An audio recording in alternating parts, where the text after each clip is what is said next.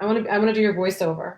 You could do, we're live now. You could do my voiceover right now. Rich with Richard Ridge. I love you. Welcome, everyone, and thank you for joining me and my very special guest. She is one of the entertainment industry's most beloved stars. You know her from her 6 years on SNL and from such shows as Wicked, The Rocky Horror Show, The Three Penny Opera, and The Royal Family, just to name a few, and from numerous TV and film roles. And this coming Sunday night, December 6th at 8 p.m. Eastern Standard Time, she kicks off her concert with Seth as part of his Seth concert series, which streams here at BroadwayWorld. Please say hello to Ana Gasteyer. How are you? Richie. I love you. I love your chair. Thank you. This is my happy quarantine chair.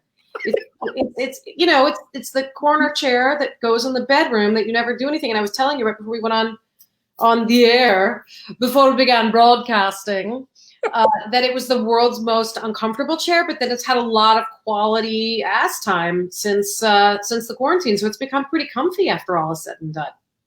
So I was going to ask you, I talk to everybody and I'm like, which part of your house have you turned into a stage or to do your self-tapes in? And it's like, is this your area? This corner is my Zoom area.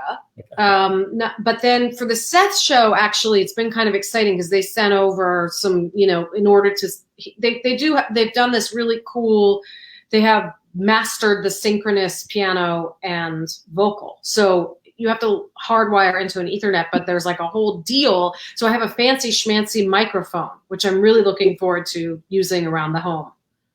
I love it. To command the children to dinner and so forth. You can walk around with your microphone and say, now I'm serving spaghetti and meatballs.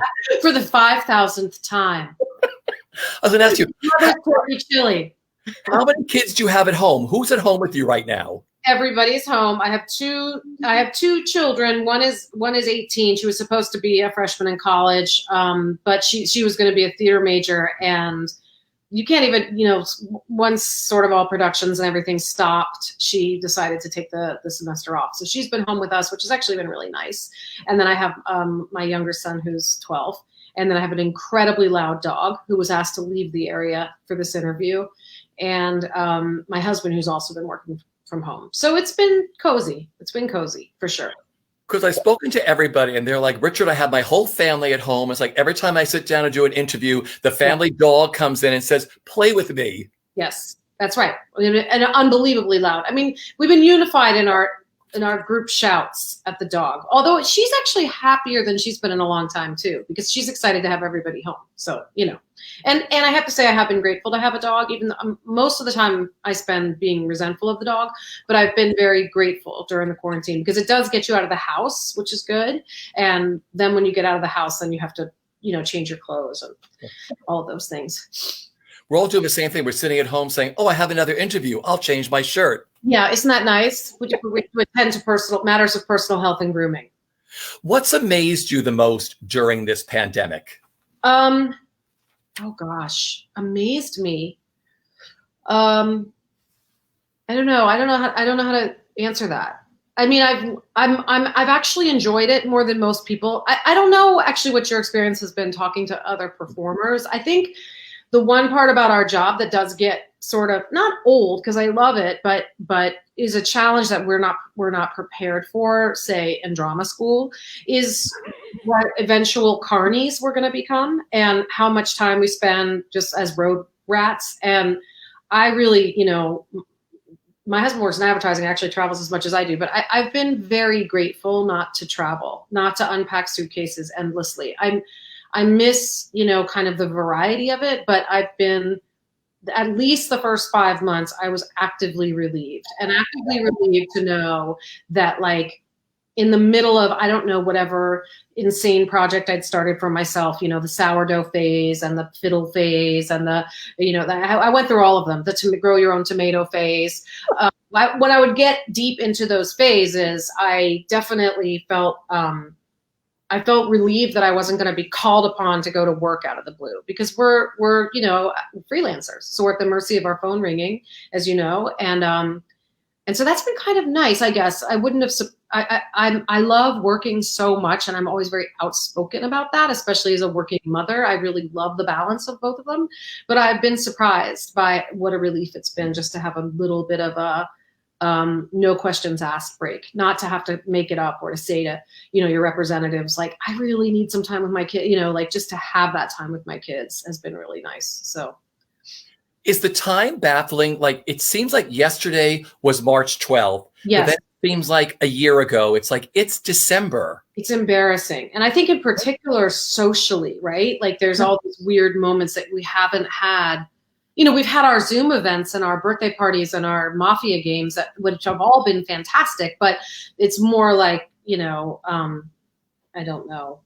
Yeah, like not passing time in the cave as opposed to marking time. You're right. Time has folded in on itself. I mean, actually, I think that's why, to transition to Christmas a little bit, people seem really ready for the holidays this year, which I wasn't sure which way it would go because it has been such a hard, long year for people. And I have 3 friends that got sick this week, these are scary, but I think we've all had the same environment for so many months that the idea of I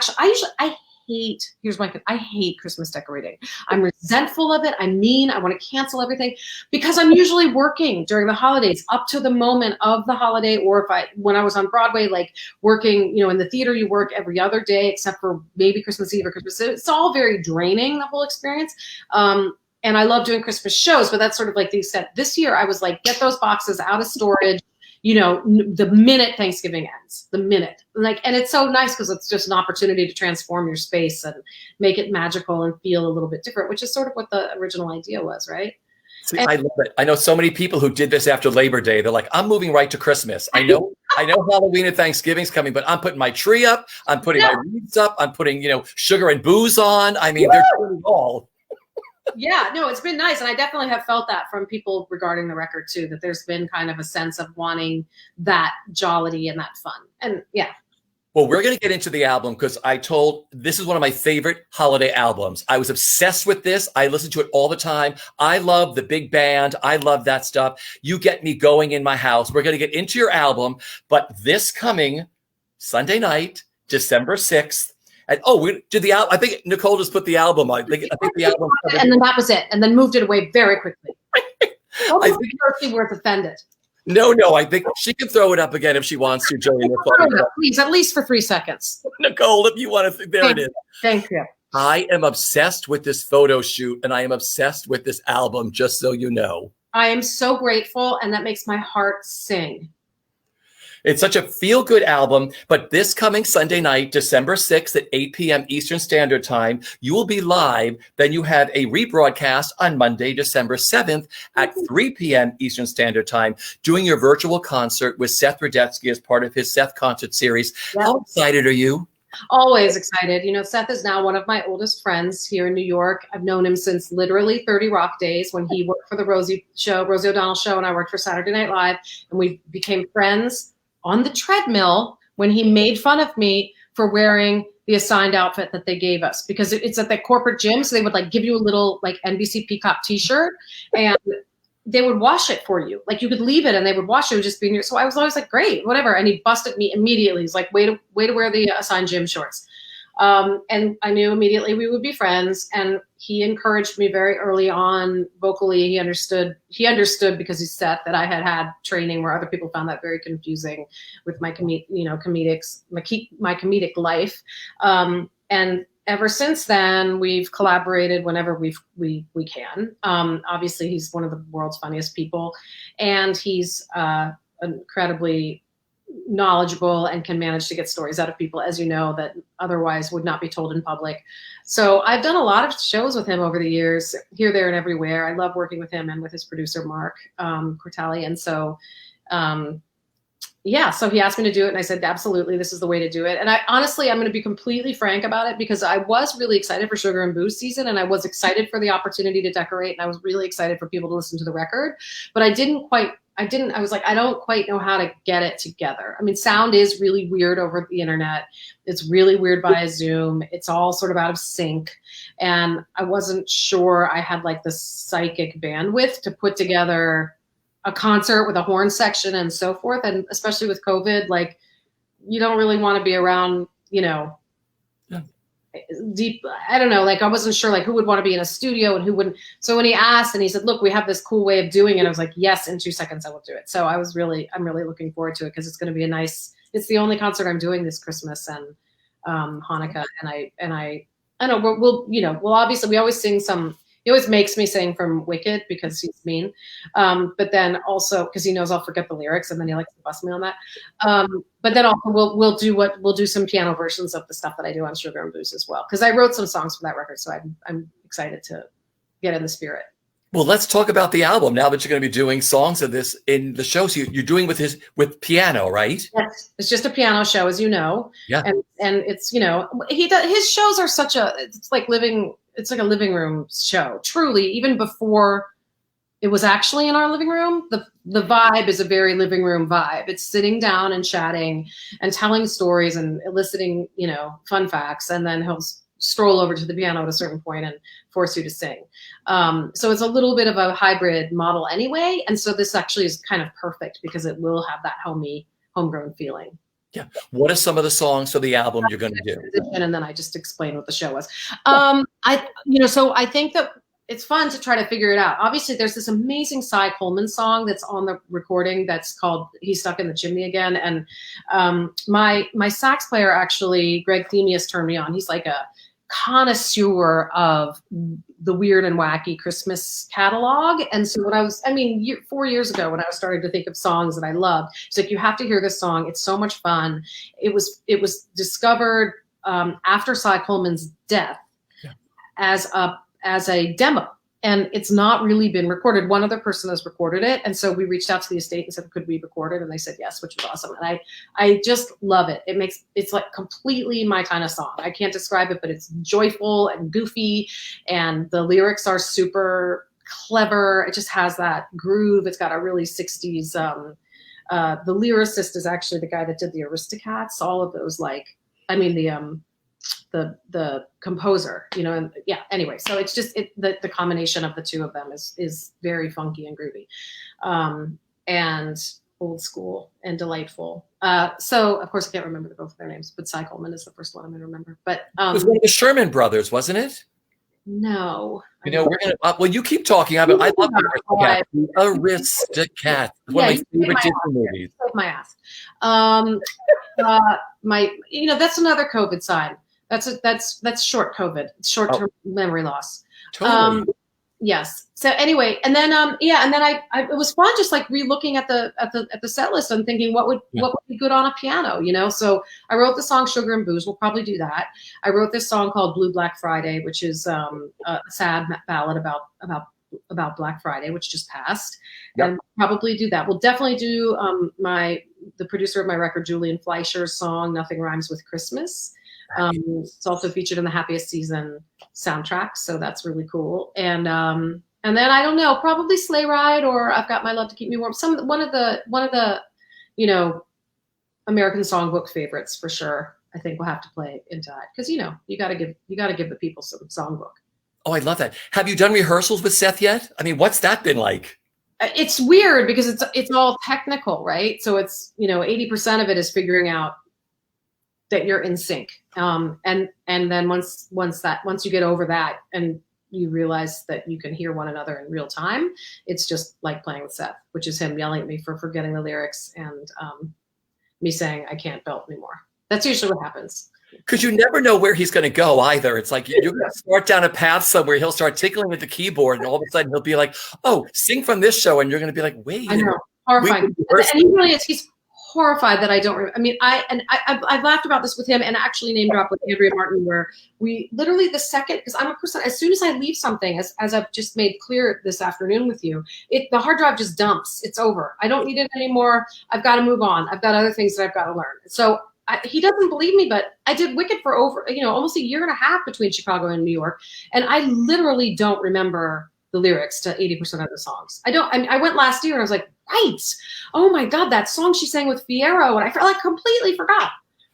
All right, let's get into Wicked for a second, because, what a world the phenomenon musical Sure. Wicked, you've lived in that world. I mean, not only did you do Broadway, but you kicked it off in Chicago. What's it like living in the world of Wicked? It's exhausting. I mean, I wish I could say it in any other way. It's thrilling. I mean, it's cool. Like I have these two things in my resume that are so huge and iconic, SNL and Wicked, and everybody wants to know about them because they are just completely bizarre and anomalous. And you are so tired while you're functioning in each of them that it's very hard to have a strong sense of I don't know of anything interesting to say other than I was so tired. But it's, I mean, really, because you're just so tired. You're always, especially as you know, in Wicked. I mean, my daughter turned 3 when I started the first preview, so I was like just pathologically tired. But it's so meaningful to people, you know, and it's so the story is so powerful, and it's such a monster of a show. And for some reason, the way I timed it, both in Chicago and in New York, I was in the Christmas run, the run between Thanksgiving all the way through the Christmas shows. And they're just sort of, you know, you do like 100 million in a row anyway of an already exhausting show. And Kate Reinders, who played Glinda, and I played Elphaba, and we would literally call each other on the phone in the morning and say, get out of bed. These people bought these tickets 9 months ago. This is their bar mitzvah present, their Hanukkah present, their Christmas present. This is like the most exciting thing of their holiday. We need to go and do this well. And thank God I had her because we could kind of like push each other. Because, you know, I mean, I remember reading a quote by Hugh Jackman during The Boy from Oz, and he caught it better than, or characterized it better than anyone I'd ever read, which is that it's not the like actually doing the show is not exhausting. It's once you're sort of in the energy of it, it's like going to the gym. You know, you think, oh my God, I can't go to the gym. And then within 20 minutes of like warm up or whatever, then you're like, okay, I like this. The first 20 minutes might be agony. So like you kind of get on this treadmill of your own that carries you along so that the minutes of the actual show aren't exhausting. It's the cumulative, seasonal, monthly, weekly that is literally like a bone marrow tired. There's a tired that happens that's much more profound than that. It's interesting. And SNL was similar too, you know, and it's in a completely different way, more in a sort of, you know, in terms of your energy and anxiety and stuff like that. Because that changed every week, SNL. Every week that changed. Sorry? It changed every week, SNL. I mean, unlike Wicked, you would do the same show over and over, right. But yeah, SNL changed every week. So you had to like drop that out of your mind and start the next week. It's more the adrenaline and the cortisol and the sort of, yeah, exactly. Like the creative hyperproductivity. That's its own kind of like, you know, finals week every week. Yeah. And that's a different kind of tired too. And a thrilling kind of tired. But again, just two different kinds of tired for sure. Do you remember the first time you saw yourself all done up as Elfie, green, and the whole outfit? You remember looking at yourself? Yes, it was so exciting. No, and I'm still actually, to this day, I get really excited when I see pictures of myself as Elphaba. Because the thing is, I do have this kind of like Margaret Hamilton-y pointy nose. And I've come to really know her work. I've spent a lot of my quarantine, my secret quarantine, you know, late night habit has been Turner Classic Movies. So I've watched a million old movies over the break, which has been super fun. But she's such a wonderful character actress and such a wonderful presence, and there was something really thrilling about I don't know, inhabiting that space, that character. Because I remember seeing her on stage. I saw her do a Little Night Music. She did the national tour with Gene Simmons. She played the Hermione Gingold role. She was phenomenal. Of course she was. Yeah. Have you ever seen her Mr. Rogers? Yes. And I only saw it about a year ago. It makes me cry every time. It's so good. Yeah. She's absolutely phenomenal. You know, you were talking about SNL. You know, is there a character that was really hard for you to grasp? And was there an easy character? Who was your hardest character to create, and who was the easiest? Well, the easy ones are ones you write, of course. Yeah. People that you kind of like think up and dream up and make up. That's, of course, the easiest. And there's all different versions of what kind of helps make those easier and harder. You know, impressions where I often credit Tom Broker, who is one of the producers now, but big costume, designer. And there would be times he would write something and kind of have a half an idea of who the lady was. And he had all these tools up his sleeve. Remember, he had his mother's Indiana church directory, and he would put it out, and like on Wednesday after they'd pick the sketches after read through, and you would point to a picture and be like, oh, that lady, that's exactly who I'm playing. So sometimes that would get you 80% of the way, like to continuing to flesh out the idea of what somebody looked like. Impressions were always harder, especially then. You remember, this is, I'm going to sound really old, but we didn't have the internet really like that. It's so crazy how recent an evolution and innovation it is. We had to wait around for like video cassettes from research, and they often didn't arrive until Saturday morning. And so like if you were suddenly, someone was like, hey, you're playing, Catherine Harris, the Secretary of State of Georgia, in the, who I was recently looking at tapes of actually because of the sort of similarities to the recount stuff that we're going through. And, you kind of had to rely upon like a news clip or two that you may get like late in the week and hope and pray for the best in terms of your impressions. So I have enormous envy for these guys who can just like pull up anything on their phone and look at the impression references. You know what I mean? Oh, I think that's wild that you had to wait till almost Saturday morning. I mean, sometimes you knew like, but TiVo, I remember when TiVo happened, which was like the very early DVR. And then it was like this revelation, like, oh my God, you can watch a show again. You could go back and review it. And even I was trying to explain this to my kids, like it was so exciting. We would go to brunch or whatever on Sunday, and then most people were watching the show like in real time live. They weren't watching it on their phone the next day in snacks from the internet, from Instagram or YouTube or whatever. So you would sometimes hear somebody talking about it, often in this kind of zeitgeist way, like unconsciously they would just be talking about it or talking about your sketch, like right next to you, because it was like the thing that they had done on Saturday night. It's crazy. Wow. Now, you got to work with Betty White, of course, with her episode. Betty White, I'm one of the multi-million people who absolutely adore this woman, as I'm sure you do. Was that the biggest pinch me moment for you, like working with her? Like, what was it like being around that week and performing with and writing for Betty White? No, I mean, really special, because it was a Mother's Day special. It was a bunch of women who had all come from my generation of SNL, like returning together. So it had its own emotional impact because we hadn't really been reunited in that way yet.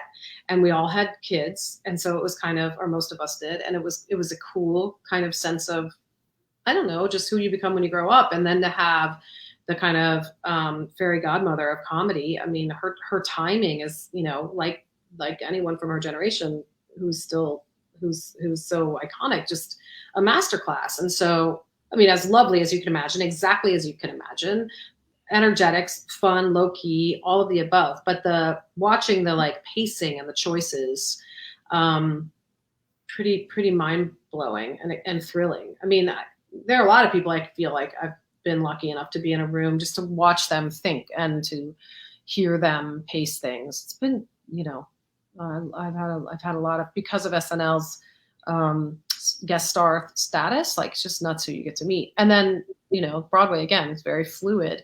There's so many sort of superstar writers and performers that I feel like I've had this shot to listen to on their feet, to watch like Tom Kitt arrange in real time, or to listen to Janine Tesori try to figure out a song in workshops. Like I feel really lucky. Going back to the theater, you have an incredible career on film and TV, but you always come back to the theater. Why is that? Because I love it. Because I love it. I think it makes you, I love it. I love it in a way that I can't put words to. I mean, you love it too. It's there's something just so, I'm sort of at a loss for words to even be, it's so intimate. That's what it is. I love film and television. I don't love film acting. I have a very middling film career, but my television, I love doing comedy on television a lot because it's fast and I like the sort of efficiency of it. And I like ensemble, I like the speed of television comic writing, but the intimacy of the theater, the sense of family between everyone that you're working with and the audience itself. It's just impossible to quantify.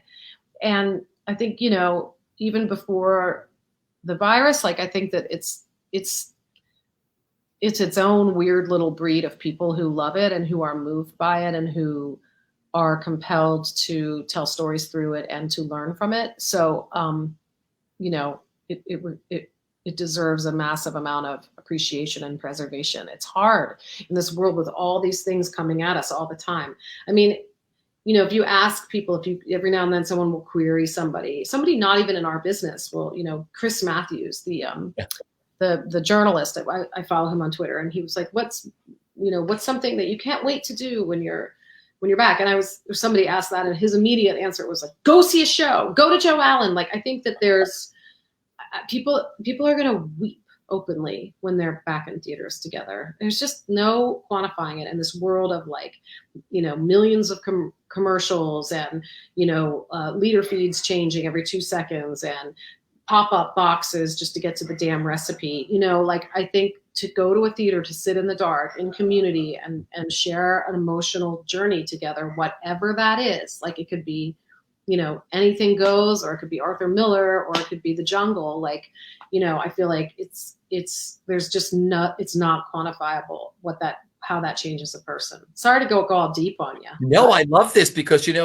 Broadway debuts are really special. And I mean, they only happen once. And yours, of course, was triumphant as Columbia in Rocky Horror Show. I mean, how magical was that night? I mean, we were all there. I mean, what was that night like? I don't remember it. I don't remember it at all because it was so terrifying. I mean, because the other thing is I was put into that show. So that's its own thing. That's where you're just like being thrown out on a moving treadmill and hoping that you don't wipe out. But you know what I mean? The other shows, that I've had proper rehearsal for, particularly like, Wicked in Chicago or Royal Family or whatever, those debuts are more salient to me.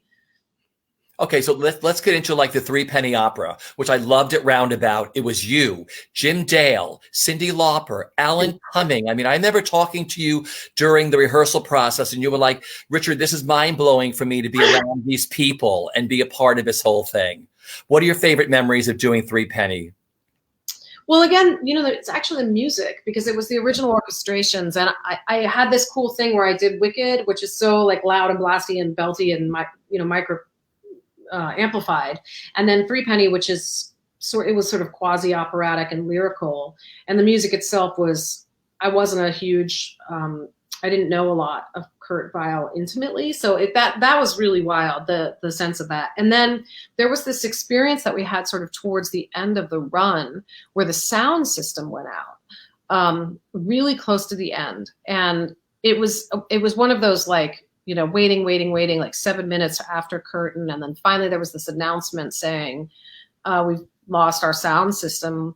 You have the opportunity, to the audience at Studio 54, you have the opportunity to get your money back right now at the box office, or to whatever year it was, deep into the 2000s, whatever, to hear a show on Broadway without amplification.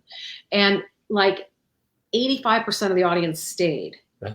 And it was fantastic. It was so interesting because it was so visceral. It was Brecht. So you have this like, whatever you want to say about that production, like, I'm not sure that we leaned into the full Brechtian experience at the level that most, people who study the Three Penny Opera thought we should have or think we should have. But this moment where we had to make our own sound suddenly took us so far outside of modern day Broadway with no, sound effects, no fancy schmancy sound system. I mean, I say this with tremendous respect for sound designers, but it was so cool because it was like people had to make crash boxes off stage and crowd noises off stage. And there was this immediacy and theatricality to that was super cool. See, I love that production, and I've seen many of them that did them Yeah. Brechtian and violin. I've seen them all done the way they're supposed to be done. But there was something very appealing about that production that you all did that made it very accessible to an audience of today that might Mhm. not, a younger audience, which you turned on to that show and that music, which I thought was the coolest thing about that. That's awesome. Yeah. Yeah. Then you got to work with Doug Hughes, one of the best directors who directed you in The Royal Family. Again, here you are, this comedian and musical theater goddess, and all of a sudden you step into a comedy. What Yeah. was that experience like for you? Did you have fun doing that? So much fun. I mean, that was a lightning speed, a bunch of pros. I mean, the great late Jan Late, Maxwell, great Jan Maxwell. extraordinary. And I had the extraordinary privilege of sharing a dressing room. The reality of that always comes down to like the pragmatic fun of the production, which by the way, on Rocky Horror was Daphne Rubin Vega. So I've scored lucky on the roommate department, just great people. But, so she was an amazing tour de force just to watch in action. I mean, the level of talent and commitment and, integrity that she had about what she was bringing to the stage every night was just super mind-blowing. Tony Roberts, Reg Rogers, I mean, all these superstars were in it. And then John Glover was my partner in crime, which again, just the craftsmanship and the honesty. It's written, those are, I would have hoped that back in the day, I would have been friends with George Kaufman. I mean, I think that there's a speed and a wit to the play itself that really held up. Because I remember talking to both you and Jan during that run, and you were like, Richard, it could be a reality series in our dressing room. Probably. We laughed very, very hard. Yeah. That is really great. Nicole and I, before we went on with you, we were remembering that we were all with you out in California on the Fox lot when you were all doing A Christmas Story live, and we had the best time out there. So much fun. And you got a brand new song written for you, specifically for you, by Benj Pasek and Justin Paul, a gorgeous song. Talk about that song and what it meant to you to be a part of A Christmas Story live and have a brand new Pasek Paul song written for you. I know. And we're going to do that, I think, Seth and I, because one of the things I love about it, and the reason that the song was even written to begin with, is that there are literally not enough Hanukkah songs. There's just this kind of desperation to play the dreidel song and, Hanukkah, oh Hanukkah. But apart from that, like there's really not there's just not a lot in the canon out there. And Mark Platt, who has been so good to me between Wicked and then Grease Live, he cast me as Principal McGee, reached out to me and he said, listen, we have this sort of mandate we have to create a song basically, and there's no Hanukkah song in this show. And Mrs. Schwartz is the character in the movie who you never meet. She's on the other side of the phone. She's only there when because Ralphie swears and she ends up screaming and yelling at Ralphie's mom. So he's like, we thought maybe we could create like the nice Jewish family on the block because it's his best friend. And so Schwartz is his best friend. So they said we would love to write. And it was just, I can't even believe I'm saying it. I feel like it sounds fake. Like he was like, Benj and Justin want to write a song for you. We think you're the perfect person. So it was just crazy. Like I had to have like a phone call where I discussed, what I thought would work. And then the greatest thing of all was going out to LA and meeting them in their little bungalow, like it was 1956. And, they were putting together a number for, whatever, Gene Kelly. Like it was just crazy just having them go through the number for me and say like, what do you think about this? And what about that? And so I'd sort of said, I was like, look, I think, on my first record, I'm Hip, we had done some kind of winky, like jazzy klezmer kind of winky comedy stuff. And I said, I think it should be sort of like a jazzy klezmer vibe. It should be joyful and happy. And that's what they wrote. And it's a great song. So it was scary because it's easier in many ways to be in a musical when you have a part that kind of, a big part, to not because the part is because you want more lines, but because you can kind of warm your way up into the show. And by the time you have your 11 o'clock number, you're vocally totally there. This was crazy because it was a big fat number, and it was about, I don't know, a third of the way through the show. And so that was all she did. Mrs. Schwartz had a scene and came shooting out of a cannon, it was a big belty Broadway number, and, you know, marching around the Warner Brothers lot, belting my face off, and then done. So it was a little daunting that way, because it was, you know, those live musicals are very weird experiences, because they're the combination of the intensity and the adrenaline of SNL and the perfectionism of the theater. So it's a lot to do right once, you know. But you were the best of both of those worlds. We call it stopping the show. That's what you did that night. Right. Really? You know, I love that musical, and I thought I loved that production. I thought it was weird. Sometimes things just get kind of, I mean, not to be, people have their opinions, but I really, really loved it. Like, and it was one of those just sort of grumpy critics nights. Like, I never understood why it wasn't this explosive success, because the kids were fantastic. Like, I felt like nobody was appreciating the fact that most of the actors in that show are under the age of 12, and they were phenomenal. The music is phenomenal. Maya Rudolph was phenomenal. Matthew Broderick was phenomenal. Like, Jane Krakowski, like, it was just, it was a great cast, well delivered. I think they'll probably re-air it, because luckily there's not that many Christmas musicals out there. Oh, I hope they do, because we had the time of our life being out there visiting with all of you. It was like the middle of a summer. I don't know what it was like, not the middle of a summer, but it's always summer out there in LA. Yeah. But it was just so much fun. You know, you talked about your other album, I'm Hip, another album of yours I love. That was your debut solo album. Between this and Sugar and Booze, what do you love the most about recording and making albums? Oh God. I mean, I love the whole process of recording. I really do. And I have to credit Julian Fleischer with that. And the band, it's back to the theater thing. There's an intimacy to it.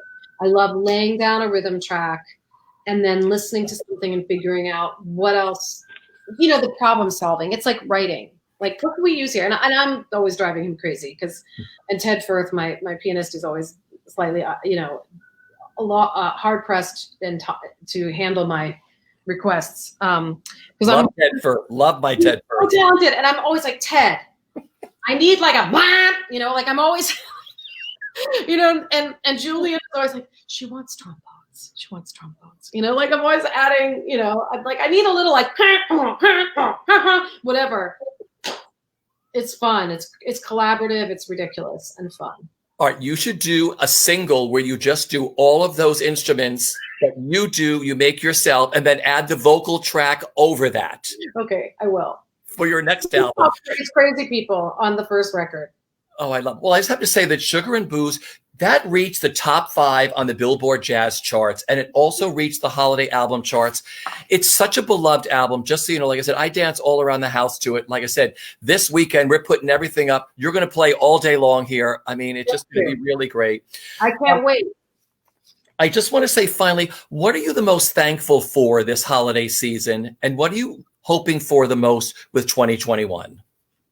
2021, I mean, in terms, I am really relieved that, well, I want this vaccination I want to return to kind of not life as we know it, but life as we knew it with a little more perspective.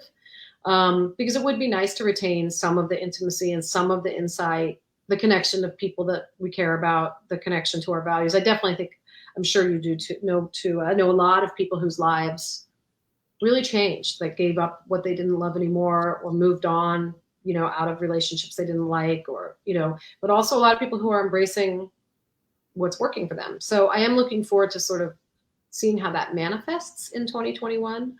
I really am looking forward to a life where we don't have to constantly be afraid of what's on the news. And maybe where we can focus on art and some of the bigger and more creative things out there that aren't just, you know, political fights. I'm looking forward to a time where hopefully creativity can take center stage again a little bit. I also think this administration coming in is going to be maybe very art friendly, which I think is really nice because we need it right now. Theater needs a break and needs some help. The one thing that's been comforting to everybody around the world has been the arts. It's been people reading poetry, seeing a Zoom show, listening to you sing. I mean, the arts have been so healing during this whole entire time.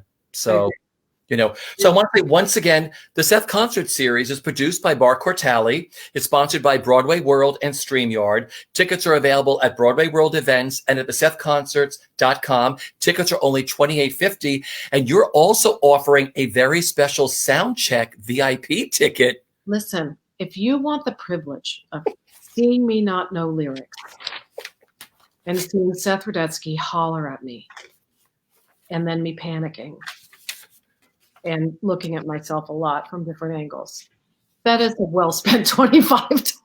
It's like, go to the sound check, right?